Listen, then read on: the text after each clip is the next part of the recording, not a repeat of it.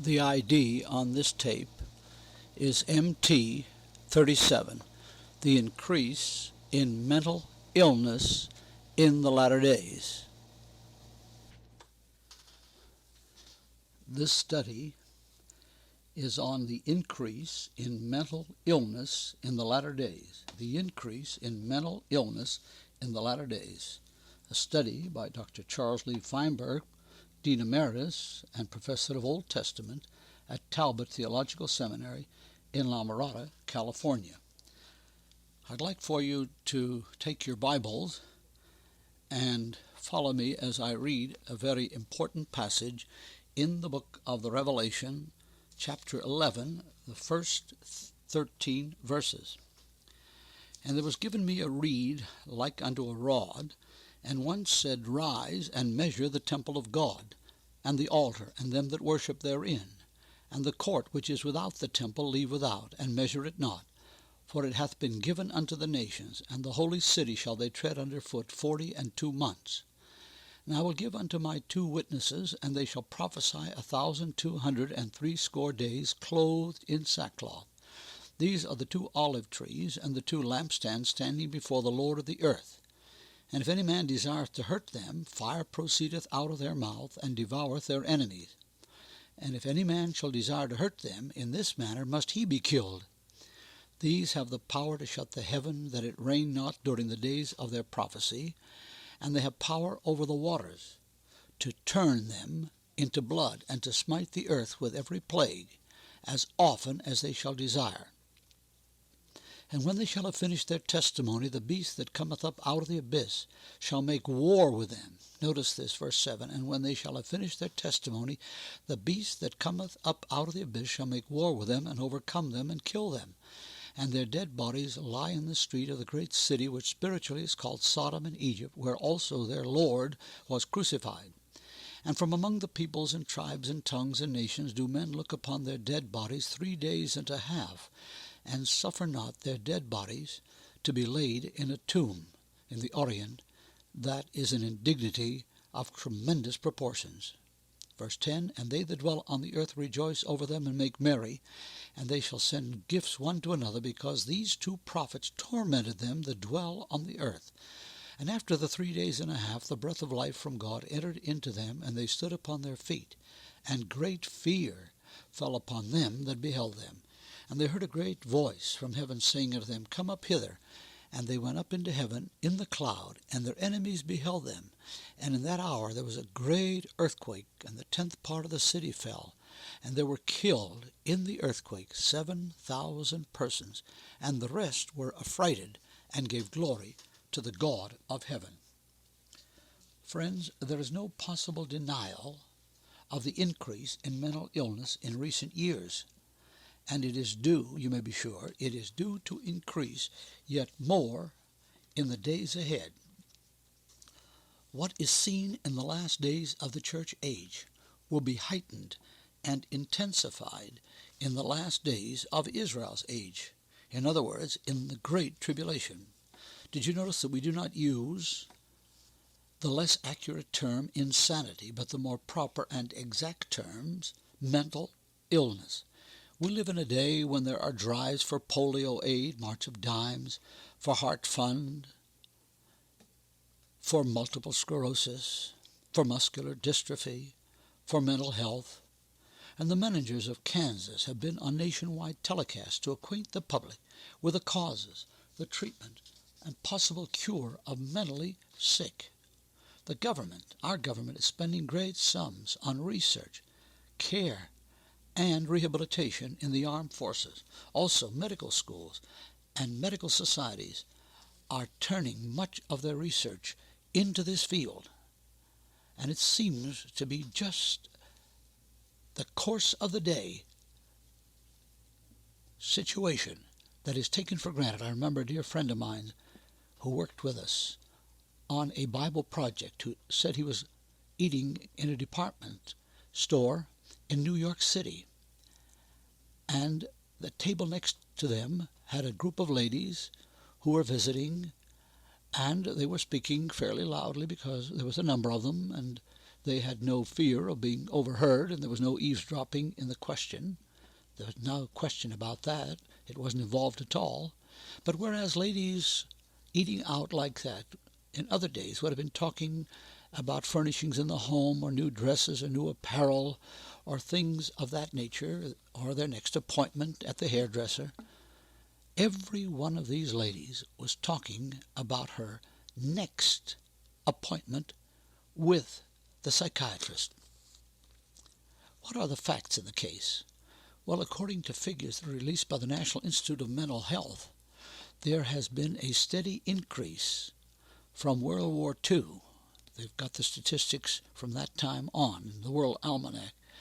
From 1945, each decade has seen a steady increase.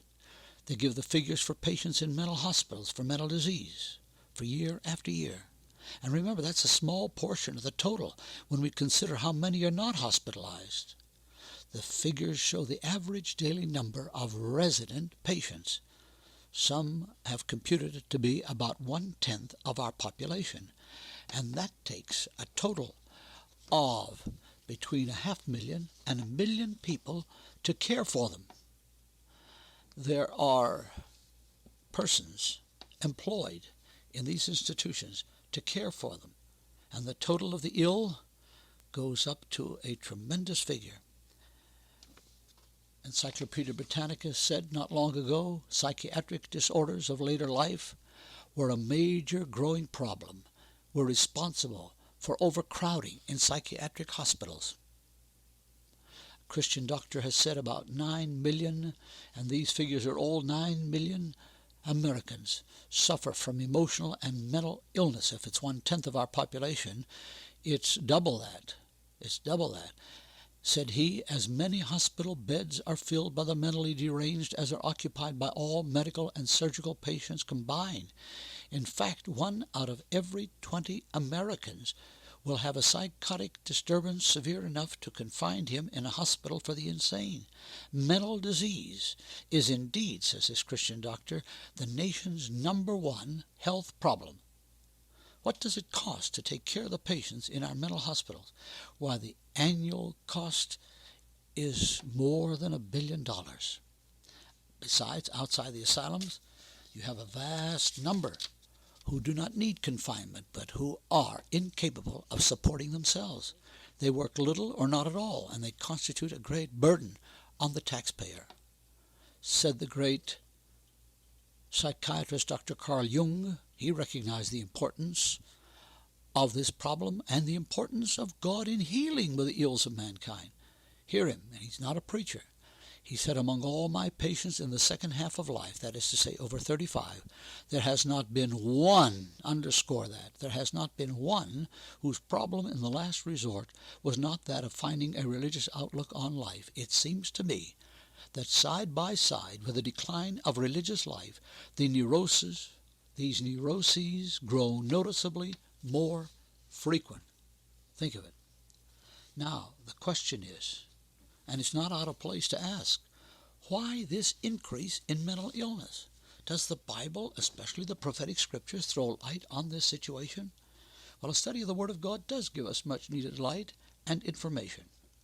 The increase in mental illness can be traced to at least 3 basic causes. These may not be all, but these are 3 basic causes, and I've talked to Christian physicians, and they have confirmed these elements that I'm speaking of.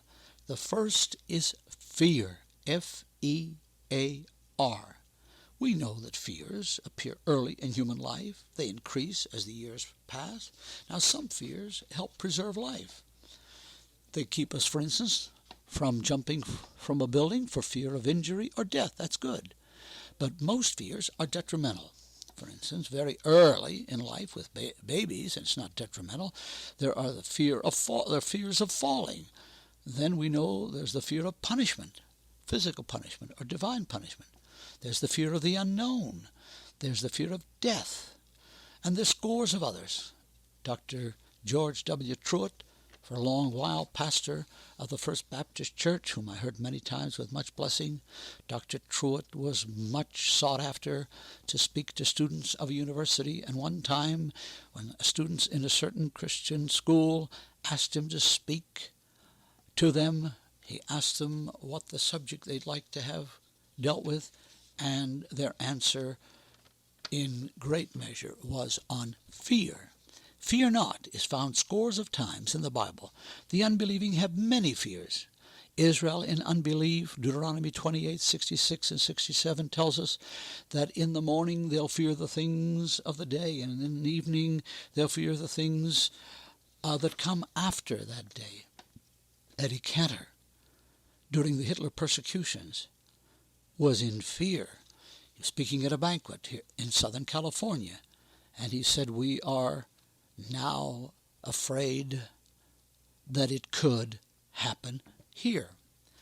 Now, the scriptures tell us something of these fears. For instance, in Psalm 14, a very, very noted psalm, because you'll remember that psalm begins with, "The fool hath said in his heart, there is no God. They are corrupt. They've done abominable works. There's none that doeth good."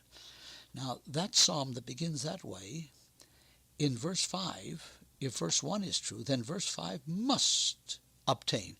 Psalm 14, verse 5, "There were they in great fear, for God is in the generation." He is in the generation of the righteous. You remember President Roosevelt said in World War II, "We have nothing to fear but fear itself." There were they in great fear. But this is not the only place where scriptures talk about fear. There are some fears that are warranted, and then there are some fears that are not warranted at all. They have no basis. Psalm 53:5 talks about that. There, T-H-E-R-E, there were they in great fear where no fear was. People afraid when there was no cause for their fear at all. Well, such fears then can be imagined fears. Atheism breeds fear. Probably the greatest fear of all for the unbeliever is the fear of death. Hebrews 2:15, "Satan has kept the unbelieving all their lifetime in fear of death." And yet Christ died to break that terrible fear. In the period of travail ahead for the world in the Great Tribulation, fear is going to work its havoc. Isaiah 2 tells us, 10, 19, and 21st verses, they're going to be afraid. They're going to flee to the caves and to the rocks. In chapter 24 of Isaiah 17 and 18, Jeremiah as well, in verse 5 of chapter 30, a voice of fear, not of joy, a voice of trembling. Revelation 11:11. You remember we heard of their fear in that chapter that we read at the beginning of our study in Revelation 18:10. And the believer's testimony is altogether different. "I will not fear even though a host encamps about me, because the Lord is my light and my salvation. Of whom shall I be afraid?" Psalm 27, 1-3. And Psalm 34:4. is in point 2. Well, there's no bondage of fear intended for the believer. We've not been given a spirit of fear. We've been liberated from him. We've been given a spirit of soberness and of a sound mind and of freedom, of joy, Romans 8:15, 2 Timothy 1 and verse 7.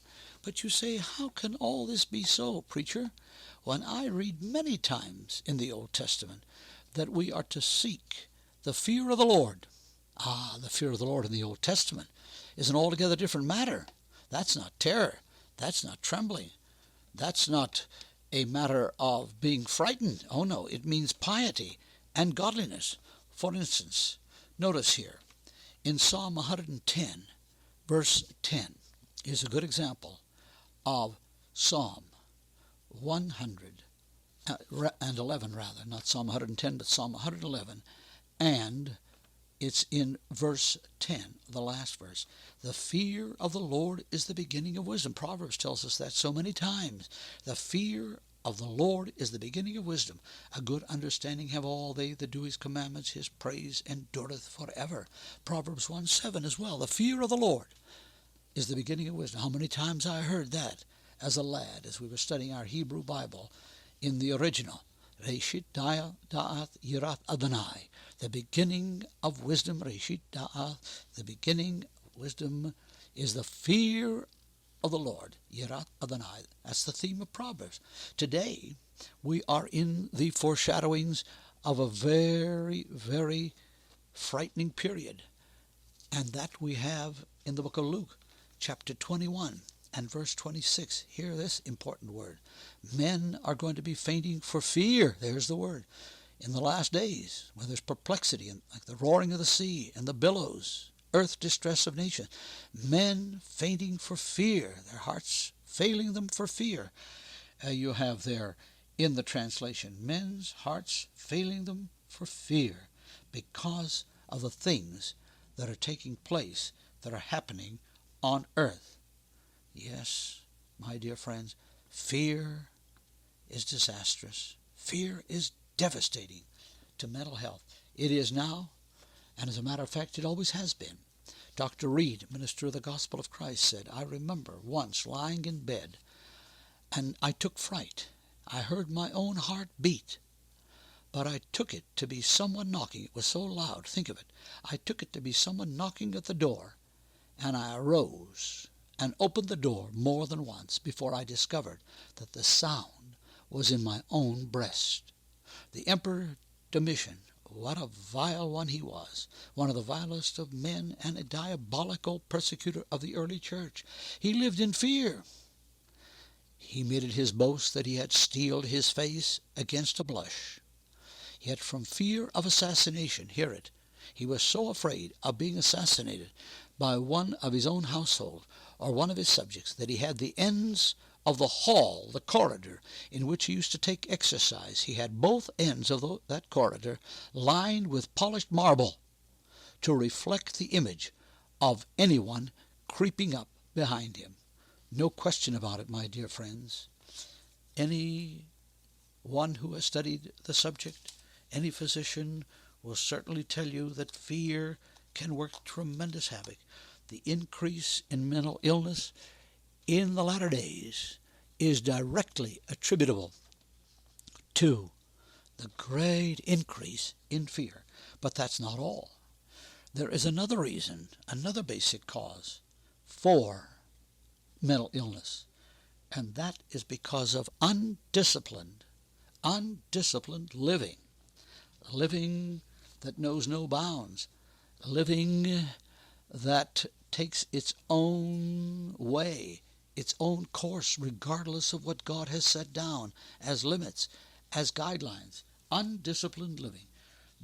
In 2 Timothy 3, 1-4, we have one of the most remarkable pictures of events and conditions and circumstances in the end of the age of the church's last days on earth.